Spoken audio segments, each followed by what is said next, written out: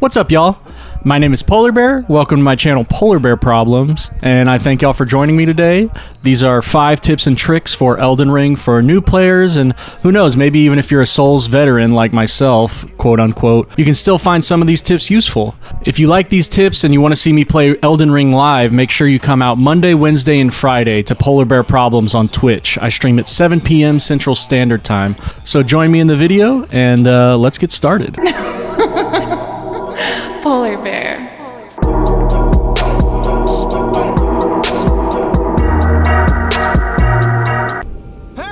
Just to let y'all know before we get started, these tips and tricks are spoiler free, and I will only showcase weapons and areas from the first 2 hours of the game. Also, make sure you watch the whole video, because I'm giving a super secret bonus tip at the end. Tip number 1, fall damage. In Elden Ring, it can be hard to know how far you can fall without getting hurt, and even harder to know how far you can fall without dying. In order to figure this out, all we need to do is jump down the hole in the tutorial area of the game. This distance is a great visual guide for how far you can fall and survive, even if you do take damage. Tip number 2, iframes. In all Souls and Souls-like games, including Elden Ring, there exists a game mechanic called iframes, which stands for invincibility frames. You can use these frames in order to roll through enemy attacks that would normally hit you, and get better positioning on your enemy. Practice this technique by finding a single enemy and dodging through his attacks. Trust me, this is a key mechanic. Tip number 3, run away. Are you in an area and you're getting absolutely shithoused by the enemies? Maybe you're at a boss who rocks you every time that you fight him. That's okay. Just leave. Seriously. Elden Ring has made it easier than ever to run away.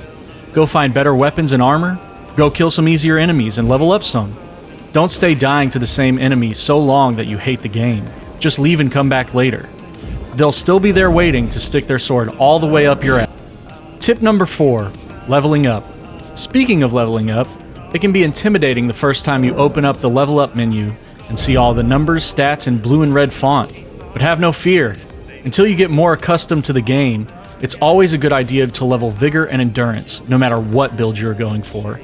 This will raise your health and stamina respectively, thus making it possible to take more hits and swing, roll, and run more. Survivability is always a good thing, especially if you're still trying to get a hang of the ropes. Tip number 5, power stancing. This is one of my favorite things in any Souls game, and they brought it back for Elden Ring.